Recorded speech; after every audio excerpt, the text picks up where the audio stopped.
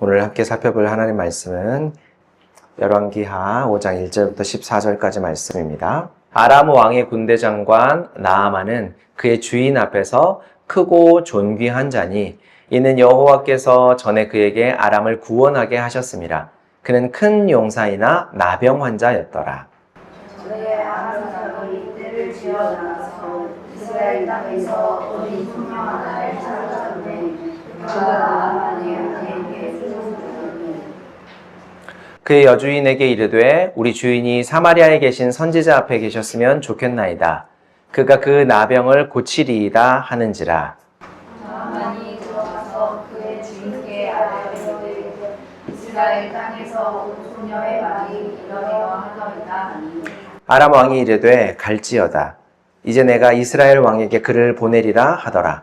나아만이 곧 떠날새 은 10달란트와 금 6,000개와 의복 10벌을 가지고 가서 이스라엘 왕에게 그 글을 전하니 일렀으되 내가 내 신하 나아만을 당신에게 보내오니 이 글이 당신에게 이르거든 당신은 그의 나병을 부셔주소서 하였더라. 이스라엘 왕이 그 글을 읽고 자기 옷을 찢으며 이르되 내가 사람을 죽이고 살리는 하나님이냐?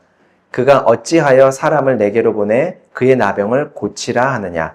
너희는 깊이 생각하고 저 왕이 틈을 타서 나와 더불어 시비하려 함인 줄 알라 하니라. 하나님의 사람 엘리사가 이스라엘 왕이 자기의 옷을 찢었다 하고 왕에게 이르되 왕이 어찌하여 옷을 찢었나이까 그 사람을 내게로 오게 하소서. 그가 이스라엘 중에 선지자가 있는 줄을 알리이다 하니라. 나아만이 이에 말들과 병거들을 거느리고 이르러 엘리사의 집 문에 서니 엘리사가 사자를 그에게 보내이르되 너는 가서 요단강에 몸을 7번 씻으라. 내 산이 회복되어 깨끗하리라 하는지라.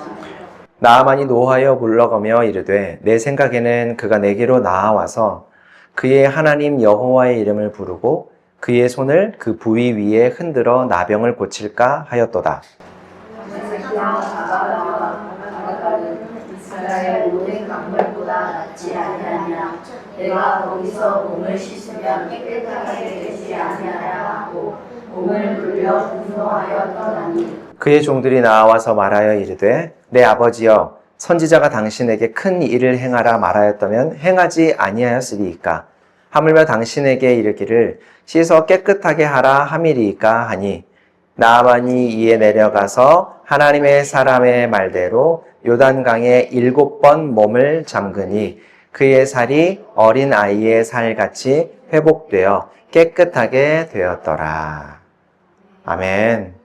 우리가 올해 하나님 나라에 대해서 함께 살펴보면서 창세기부터 시작해서 지금 열왕기까지 우리가 왔습니다.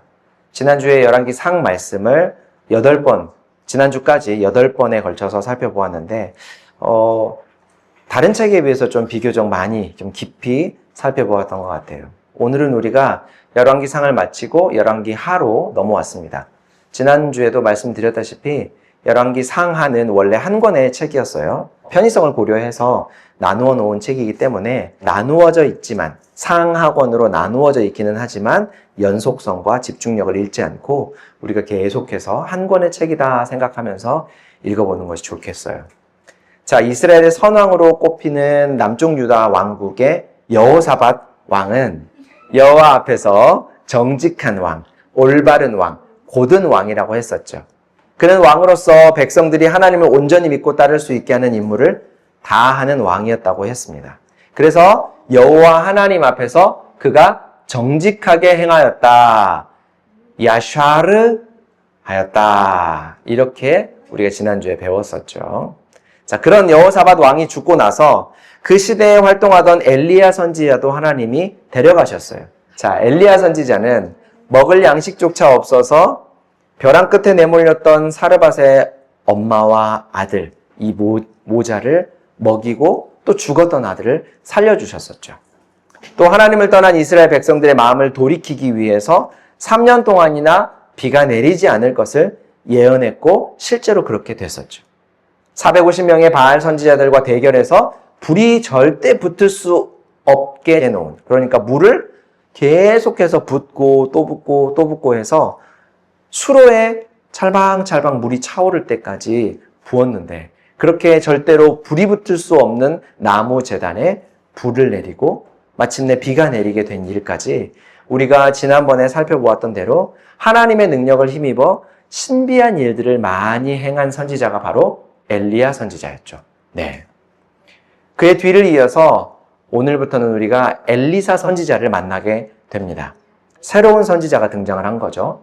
성경은 어떤 인물을 등장시켰을 때 그를 통해서 하나님이 어떤 분이신지를 드러내는 것이 목적이기 때문에 성경 인물의 위대함을 보여주기도 하지만 부족하고 잘못된 모습을 숨기지 않고 적나라하게 나타내 보여주기도 합니다. 그 이유가 하나님께서 부족한 인물을 통해서도 하나님을 세상에 알리시고 하나님 나라를 실현해 나가신다라고 하는 것을 나타내 보여주기 위함이죠. 자, 그리고 그것을 보면 우리도 부족함이 없지 않은 우리도 이런 사람도 하나님께서 사랑하시고 이런 사람도 사용하셨다면 우리도 하나님께서 분명 사용하시겠구나, 우리를 사랑하시겠구나 라는 소망을 갖게 된다는 거죠. 자, 엘리야를 지나서 엘리사가 새로운 선지자로 등장을 했지만 변하지 않는 것이 하나 있습니다. 그게 뭐냐면 하나님 나라의 통치, 하나님 나라의 관심사는 선지자가 바뀌었지만 전혀 변하지 않았어요. 엘리야 때와 마찬가지로 하나님은 엘리사를 통해서도 사회 속에서 별로 두드러지지 않는 사람, 때로는 연약하고 누군가의 도움이 절대적으로 필요한 사람들에게 지대한 관심을 가지고 계시다라는 사실이 드러나요. 엘리야 때와 같이 엘리사를 보내서 남편을 잃은 미망인을 돕고 남편이 죽으면서 남겨두고 간 빚 때문에 허덕이던 그 가정의 빚을 대신 갚아줌으로 하나님의 관심과 하나님의 통치 원리에 변함이 없다라고 하는 사실을 일깨워주죠. 또 아이가 없는 가정에 새로운 생명을 주시고 그 아이가 아파서 죽게 되었을 때 다시 한번 아이의 생명을 살려주는 일을 통해서 하나님이 생명을 얼마나 소중히 여기시는지, 또 자기 백성들을 얼마나 사랑으로 보살피시는지를 나타내 보여주고 있다는 거죠. 자, 하나님의 관심이 어려운 사람들에게 깊이 머무는 것은 사실이지만 오로지 어려운 사람에게만 머무는가? 그렇진 않아요. 하나님은 남녀노소, 빈부격차, 출생과 신분과 같은 인간의 조건들에 따라서 차별하는 분이 절대로 아니십니다. 오늘 우리가 읽은 본문에는 아람의 군대 장관 나아만이라는 사람이 등장을 해요. 아람의 왕이 그를 아끼고 인정했던 것을 보면 아마 정치적으로는 국방부 장관쯤 되는 인물이 아닐까 싶고요. 그런데 또 그가 실제로 군을 이끌고 전쟁에서 승리했던 이력을 나타내 보여주는 걸 보면 군의 총사령관 역할도 잘 했던 것 같아요. 우리가 이런 인물들을 보면 흔히 진짜 왕에게도 인정받고 자기와 함께 일하는 사람들에게도 인정을 받고 또 자기가 하는 일의 성과를 거두는 이런 사람들을 보면 참 부럽다. 그리고 저 사람은 아무런 걱정 없이 살지 않을까 하는 생각을 하게 되죠. 하지만 그에게도 큰 근심거리가 하나 있었습니다. 바로 그에게는 심한 피부병이 있었대요. 우리말 성경에는 나병 환자였다라고 번역을 하고 있는데, 그러니까 한센시병, 나병은 일반인들과 섞여 살 수 없었던 것을 감안하면 아마 실제 나병은 아닐지라도 그의 준하는 아마 굉장히 심한 피부병을 가지고 있지 않았을까. 그런데 성경은 그러면 왜 나병 환자라고 했습니까? 지금이야 의학이 발달해서 어떤 그 피부병에도 여러 가지 병들로 나누어서 거기에 맞는 치료들을 했지만 예전에는 여러 가지 피부병을 나눌 수 있는 그런 의학적인 지식이나 과학적 기술이 없었기 때문에 이제 그렇게 표현을 했던 거죠. 심한 피부병은 아마 나병인 것 같다. 뭐 이렇게 표현을 했던 것 같아요. 근데 고대 시대의 피부병은 눈에 잘 드러나지 않는 다른 병들하고는 좀 다르게 배제나 차별의 대상이 됐어요. 고대 시대에는 과학적 지식과 의학 기술이 부족했기 때문에 대부분 종교나 윤리와 결부시켜서 병을 이해했었는데, 고쳐지지 않는 질병이나 눈에 보이는, 쉽게 보이는 질병들, 이런 것들은 그 사람이 큰 죄를 지었기 때문에 신으로부터, 하나님으로부터 징벌이나 저주를 받은 결과다라고 믿었어요. 그래서 피부병을 앓는 환자들을 보면 슬슬 피하거나 사회활동을 할 수 없도록 배제시키고 차단했었던 거죠. 나아만의 경우 왕의 인정을 받고 사회활동도 활발하게 할 수 있었던 것을 보면 아마 속으로는 굉장히 심했을지라도 겉으로 보기에는 쉽게 발견할 수 없었던 모양이에요. 아니면 성공한 이후에 갑작스럽게 병이 발병했을지도 모르죠. 하지만 확실한 것은 지금 그의 상태가 상당히 심각하다는 거예요. 그래서 이런저런 치료를 해보고 또 이 사람 저 사람을 찾아서 만나보기도 했지만 여의치 않았던 모양이죠. 그러던 차에 한 소녀를 통해 중요한 정보를 하나 듣게 됩니다. 그녀는 이전에 아람이 이스라엘을 쳐들어갔을 때 잡아왔던 포로였어요. 그 포로인 소녀를 집에서 아마 노예로 부리고 있었던 모양인데 그 노예가 했던 말이죠. 소녀는 주인이 심한 피부병으로 몸과 마음의 병이 들었다라고 하는 것을 알았고 이스라엘의 사마리아에 가면 선지자 한 분이 계시는데 분명 그분이라면 주인의 병을 고칠 수 있을 것입니다 라고 말을 해 주었어요. 아마 자신의 주인이고 또 자기는 전쟁 포로로 잡혀와서 노예로 있는 집안이었기 때문에 주인을 좀 미워하는 마음이 있었더라면 이런 말을 안 해줬을 텐데 아마 이 소녀는 좋은 마음이 있었던 것 같아요. 자신의 집에 전쟁 포로로 잡아온 어린 소녀가 하는 말, 그녀의 말을 들은 나아만은 소녀의 말을 귀담아 들었을까, 그렇지 않았을까. 생각해보면 소녀도 자기 주인에게 이런 중요하고 좋은 정보를 얘기해주지 않았을 수도 있겠지만 나아만은 신빙성이 없다라고 생각했을지도 모르지만 그 소녀의 말을 귀담아 듣고 그 소녀의 말대로 해보기로 결심을 했던 거죠. 어쩌면 나아만의 몸과 마음이 절박한 상황에 처해 있었다라고 하는 반증일지도 모르죠. 이렇게 절박했던 나아만은 왕에게 허락을 요청합니다. 왕은 자신이 아끼는 신하의 딱한 사정을 듣고 자신이 이스라엘 왕에게 직접 편지를 써줄 테니까 그 편지를 가지고 가서 그에게 부탁해 보라고 얘기합니다. 재미있는 것은 앞서도 말했지만 아람과 이스라엘은 종종 전쟁을 할 만큼 앙숙인 사이였는데 편지를 써준다라고 하는 것이 좀 납득이 되지 않는 부분이더라고요. 왕이 적국에게 편지를 써주면요. 그 편지를 받고 이스라엘 왕은 좋아하겠습니까? 그게 개인적인 감정과 공적인 정치는 좀 다른 차원이라고 할지라도 이 편지를 받았을 때 도와줘야 되겠다. 적국의 장수가 이렇게 아프고 힘들다고 하니 그리고 왕이 나서서 발벗고 나서서 이렇게 도와주고 있으니 내가 도와줘야 되겠다. 이런 생각이 쉽사리 들었을까요? 그러지 않았을 것 같아요. 우리가 일본과 과거사 문제로 지독한 앙숙으로 남아 있는데 일본에서 독도가 우리나라다. 일본 땅이다. 그리고 과거에 한국은 조선은 우리나라가 잘 살게 해주었기 때문에 이렇게 지금 잘 살게 되었다라고 말을 하는 사람에게 그 사람이 우리에게 편지를 써서 이러이런 도움을 좀 주십시오라고 하면 우리가 받아서 그래 정말 도움을 줘야 되겠다라고 생각을 하겠어요? 그런 마음이 안 들겠죠. 자, 그런데도 불구하고 편지를 받아서 아람의 나아만은 이스라엘을 찾아갑니다. 왕의 친서를 받아들고 나아만이 가벼운 발걸음으로 갔을까 아니면 무거운 발걸음으로 갔을까 잘 모르겠어요. 자, 하지만 자신의 병을 고쳐줄 선지자에게 선물을 준비했습니다. 은 10달란트와 금화 6,000개 그리고 고급 옷도 10벌이나 챙겼대요. 이 선물이 어느 정도의 가치인가 지금 가치로 굳이 환산해 보지 않아도 왕의 친서를 받을 만큼 왕의 전폭적인 지지를 받는 한 나라의 국방부 장관 혹은 군의 총사령관으로서 준비할 수 있는 최선의 선물을 준비했다라고 생각하면 좋을 것 같아요. 나아만은 이스라엘에 도착해서 왕의 친서를 전달합니다. 내가 이 편지와 함께 내 신하 나아만을 귀하께 보냅니다. 부디 그의 병을 고쳐주시기를 간곡히 부탁합니다. 이렇게 써 있었겠죠. 여러분이 왕이라면 어떻게 하시겠어요? 먼저 편지를 읽고 나면 여러분들의 생각은 어떨까요? 안쓰럽다. 아람이 이스라엘과 앙숙이었는데 이스라엘의 왕은 옷을 찢고 분노했다라고 해요. 그러면서 뭐라고 얘기하냐면 내가 사람을 죽이고 살리는 신의 능력을 가진 존재도 아닌데 내가 신도 아닌데 왜 나에게 이런 사람을 보내서 병을 고쳐달라고 하는 것인가? 이것은 분명히 트집을 잡아서 전쟁의 명분으로 삼으려는 것이 분명하다 라고 화를 낸 거죠.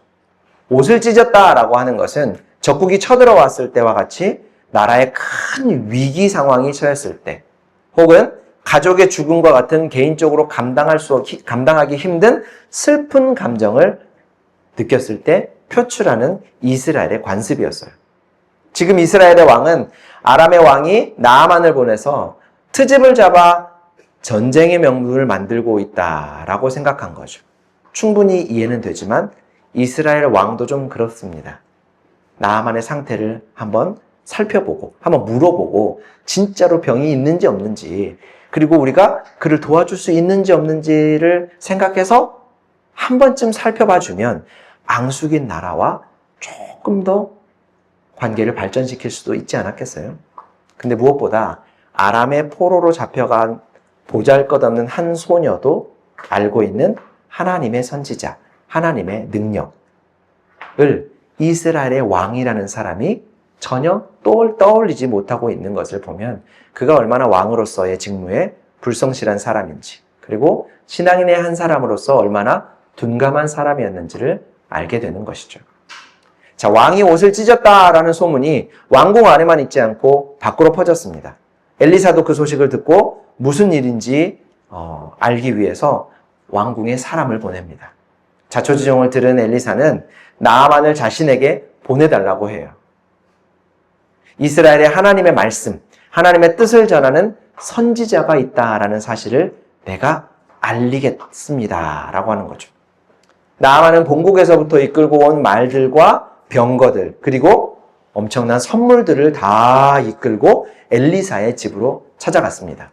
엘리사는 나아만이 온 것을 알았지만 자신의 심부름을 하던 사환을 보내서 요단강에 가서 몸을 7번 씻으시면 당신의 몸이 깨끗하게 될 것입니다 라는 메시지를 전달했습니다. 이 말을 듣고 나아만은 어떻게 했을까요? 짜증이 났죠. 순간 화가 폭발했습니다.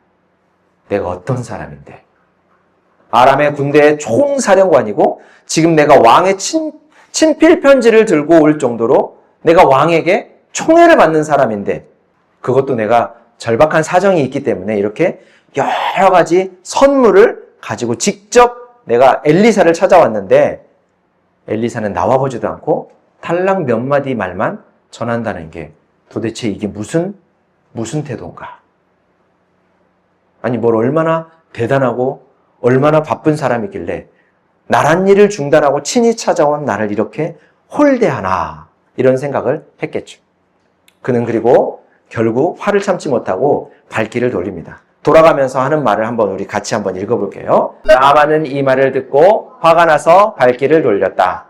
적어도 엘리사가 직접 나와서 공중에 나를 맞이하고 주 그의 하나님의 이름을 부르며 상처 위에 직접 안수하여 나병을 고쳐주어야 도리가 아닌가. 다마스쿠스에 있는 아마나 강이나 바르발 강이 이스라엘에 있는 강물보다 좋지 않다는 말이냐. 강에서 씻으려면 거기에서 씻으면 될 것 아닌가. 우리나라의 강물에서는 씻기지 않기라도 한다는 말이냐 하고 불평하였다. 그렇게 불평을 하고 나서 나아만은 발길을 돌이켜 분을 참지 못하며 떠나갔다. 나아만은 돌아가면서 결국 서운한 마음을 표현한 거죠. 그가 왜 이렇게 서운하고 화가 났을까? 나아만이 전쟁을 치르고 있는 것도 아닌데 말들과 병거들을 거느리고 엘리사를 찾아왔다라고 하는 것은 자신의 지위를 지금 과시하고 있는 거예요. 내가 이런 사람이다라고 하는 것을 보여주고 싶었던 거죠. 그러니 말들과 병거들을 몰고 가면 우선 요란한 소리가 나지 않았겠습니까? 다가닥 하는 소리와 병거 바퀴가 굴러가는 소리들이요.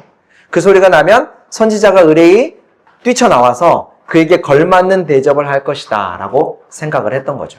그런데 그의 기대와는 다르게 엘리사는 아람의 위대한 장군을 환영하기는커녕 무심하게 기본적인 예의도 표하지 않고 자기가 심부름시키는 사환을 보내서 말 몇 마디만 띡 전달했던 거죠. 그러니 나아만이 지금 화가 날 만도 한 거예요. 나아만은 지금 엘리사의 태도와 말에 자존심이 상했던 거죠. 장군이라는 지위, 그동안 이루었던 업적, 자신의 말 한마디에 말들과 병거들과 종들이 척척척척 움직이는 이런 권력과 권위, 화려한 옷. 하지만 그 속에 감춰져 있는 것은 무엇입니까? 어떤 약과 치료에도 고칠 수 없는 피부병 때문에 고통받는 자신의 육체 아니었어요? 적어도 자신의 피부병을 낫게 하는 데는 모든 사람들이 부러워하고 자신이 그토록 자랑스럽게 여겼던 그 어떤 것들도 소용이 없고 그토록 화려한 옷도 자신의 피부병을 더 이상 가릴 수 없었던 거죠. 자, 나아만은 지금 자신의 권력과 권위, 업적이 하나님 앞에 나아가는데 방해가 되었던 거예요. 내가 가지고 있는 것들, 나를 이루고 있는 조건들이 때로는 내가 하나님 앞에 나아가는데 걸림돌이 되기도 해요. 내가 누군데, 내가 얼마나 가지고 있는데, 내가 어떤 사람인데, 내가 세상에서 어떤 대접을 받는 사람인데, 다른 사람들이 나를 어떻게 생각하고 어떻게 나에게 대접하는데 라는 생각들이요. 여러분이 잘 아는 바울도 그랬죠.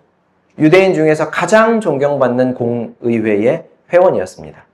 구약 성경에 능통한 박사였고 자신이 배운 대로 실천하며 살아갔던 아주 존경받는 실천가였죠.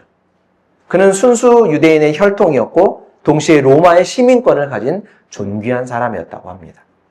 그런 그가 예수님에 대해 듣고 그분을 보았지만 하나님의 아들, 구원자로 인정하지 않았던 이유가 있어요. 그 이유는 바로 그가 하는 말을 들어보면 알 수 있습니다. 우리 빌립보서 3장 7절부터 9절 말씀 같이 한번 읽어볼게요. 그러나 무엇이든지 내게 유익하던 것을 내가 그리스도를 위하여 다 해로 여길 뿐더러 또한 모든 것을 해로 여김은 내 주 그리스도 예수를 아는 지식이 가장 풍성하기 때문이라.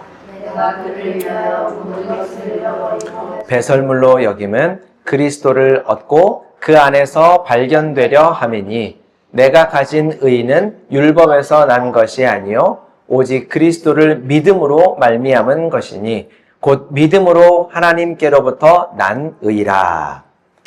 그동안 자신이 가지고 있던 수많은 조건들이 예수님을 그리스도로 알아보는 일에 걸림돌이 되고 자신의 눈을 가리는 도구가 되었다라는 것이죠. 자신을 이루고 있던 화려한 것들, 자신도 일생을 걸어서 얻었고 모든 사람들이 그토록 부러워했던 조건들이 오히려 하나님의 아들을 만나는 일에는 큰 걸림돌이 되었다라는 거예요. 결정적인 걸림돌이 되었다라는 거예요. 그 모든 것들이 배설물처럼 마치 똥처럼 가치를 잃어버렸다라는 거예요. 아무런 가치가 없더라는 거죠. 구원에 내가 그리스도 예수를 아는 일에는 내가 가졌던 조건들이 마치 똥과 같았다. 우리는 하나님 앞에 나아가는데 내가 가진 것들, 나를 설명하는 내 조건들이 하나님 앞에 나아가는데 걸림돌이 되고 있지는 않은지, 가치 없는 똥을 내 호주머니에 넣고 다니는 것은 아닌지 생각해 보자는 것이죠. 자, 다시 돌아와서 나아만은 적어도 엘리사가 미리 준비한 곳에서 그럴듯한 치유의식 같은 것을 거행하면서 그 일을 통해 자신의 병을 낫게 해줄 거라고 예상했던 것 같아요. 그런데 치유의식은 고사하고 엘리사는 코빼기도 보이지 않고 말만 몇 마디 전했던 것 아닙니까? 나아만이 봤을 때는 엘리사의 말도 별로 신통치가 않아 보여요. 왜냐하면 이스라엘의 요단강물에서 씻는다고 자신의 피부병이 나을 것 같지 않거든요. 그가 봤을 때는 요단강물보다 더 나은 강들이 자기 나라에도 있고 또 다른 곳에도 많이 있는 것 같아요. 여기까지 올 이유가 별로 없는 거죠. 요단강물에 굳이 7번을 씻어야 할 이유가 없는 것처럼 여겨졌어요. 나아만은 그대로 집으로 돌아갈 생각을 했던 겁니다. 그런데 그때 그와 함께 온 종들이 이런 얘기를 해요. 한번 읽어볼게요. 그러나 부하들이 그에게 가까이 와서 말하였다. 장군님, 그 예언자가 이보다 더한 일을 하라고 하였다면 하지 않으셨겠습니까? 다만 몸이나 씻으라고 하는데 그러면 깨끗해진다는데 그것 좀 못할 까닭이 어디에 있습니까? 이 사람들이 뭐라고 얘기해요? 만약 장군이 병이 낫기만 한다면 선지자가 강물에 몸을 씻으라고 하는 것보다 더 힘들고 어려운 일이라도 할 수 있지 않겠습니까? 하지 않겠습니까? 그만한 각오도 없이 여기 오신 것 아니잖아요. 그렇다면 강물에 몸을 씻는 것이 뭐 그리 어려운 일이라고 하지 않으시려고 합니까? 이렇게 얘기한 거죠. 종들의 말을 들어보면 충분히 일리가 있어요. 하지만 나아만은 이미 화가 나 있기 때문에 더 화가 나지 않겠습니까? 이 말을 들은 나아만은 엘리사가 시킨 대로 요단강으로 가서 자신의 몸을 7번 씻었대요. 어떻게 됐을까요? 네, 엘리사의 말대로 그의 몸이 말끔하게 나았습니다. 마치 어린아이의 피부처럼 깨끗해졌다라고 하죠. 만약에 나아만이 엘리사의 태도와 자신에 대한 대접이 서운해서 그냥 집으로 돌아갔다면 어땠을까? 자신을 말리는 종들의 말이 일리는 있지만 이미 화가 나 있는 상태라서 들리는 그들의 말에 더 화가 나서 그냥 못 들은 채 하고 더 오히려 호통을 치고 돌아가 버렸다면 어땠을까? 그의 피부병은 낫지 못했겠죠. 나아만은 피부병이 깨끗하게 나은 것을 보고 이런 말을 해요. 우리 15절 말씀 한번 읽어보겠습니다.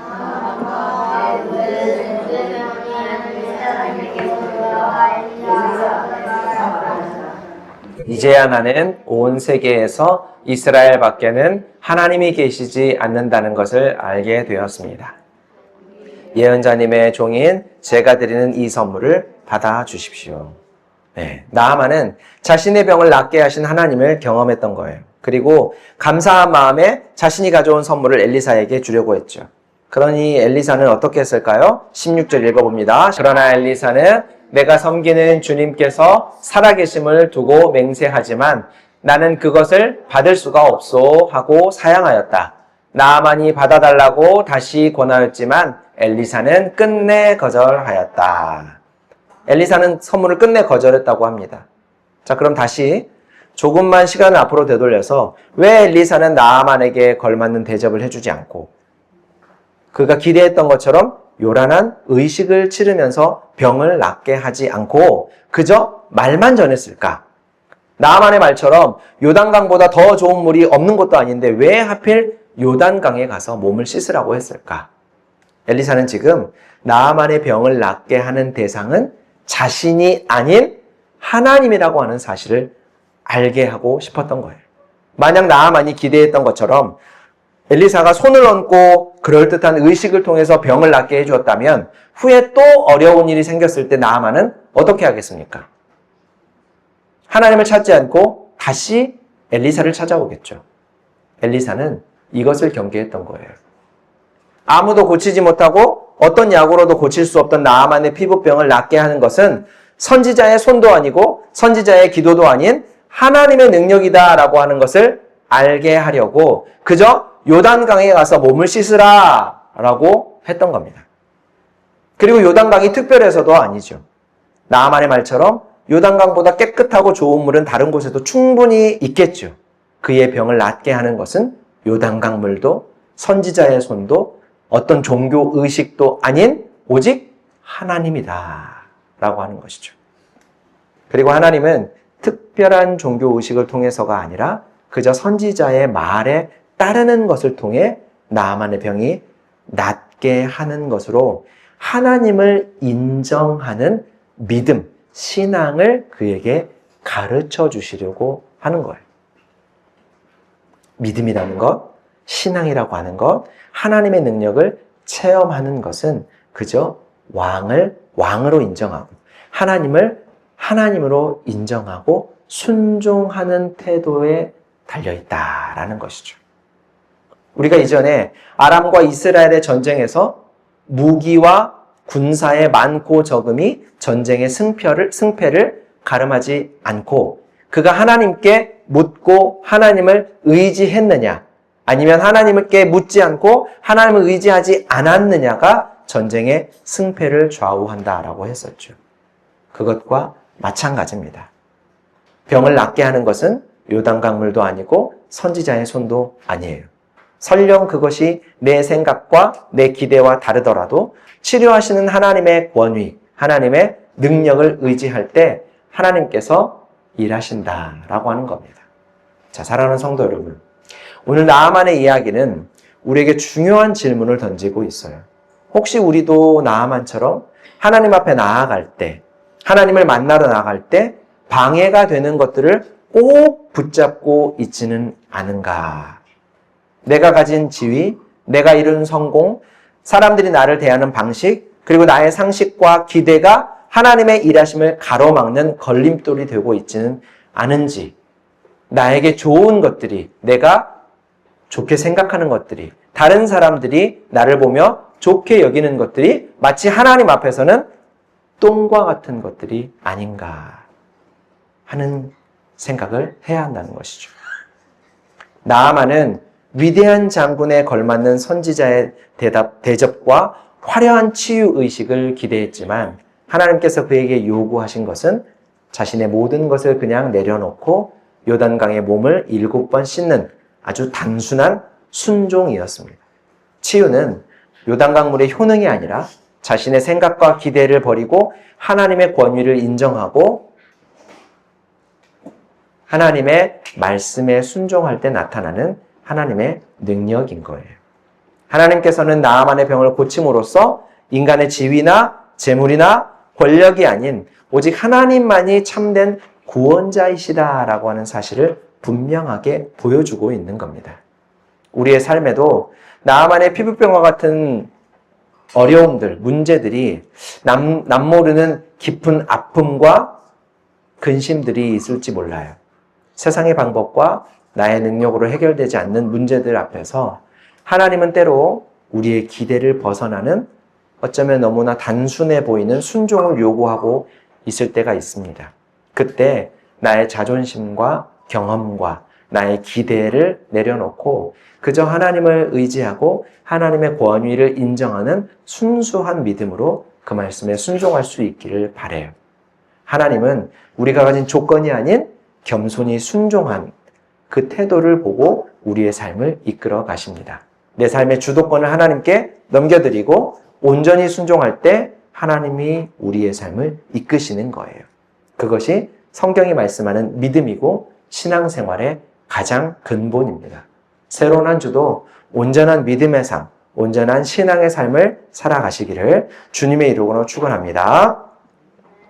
사랑과 은혜가 풍성하신 하나님 우리 아버지, 오늘도 우리에게 은혜 알게 하시니 감사합니다. 우리 삶의 주도권을 하나님께 넘겨드리며 하나님의 주인 되심과 구원자 되심을 인정하며 살아가는 우리가 되게 하여 주옵소서. 우리 인생의 중요한 순간에 우리가 가진 것들이 전혀 능력을 발휘하지 못하고 가치 없게 여겨질 때를 종종 만나게 됩니다. 그때 정말 우리에게 필요한 것이 무엇인지, 우리가 누구를 의지하며 살아가야 하고 어떤 가치를 추구하며 살아가야 할지를 성령께서 우리에게 밝히 알게 하여 주옵소서. 오늘 이 말씀이 생각나 하나님 앞에 순종함으로 나아가는 신앙의 삶을 살게 하여 주옵소서. 예수님의 이름으로 기도합니다. 아멘.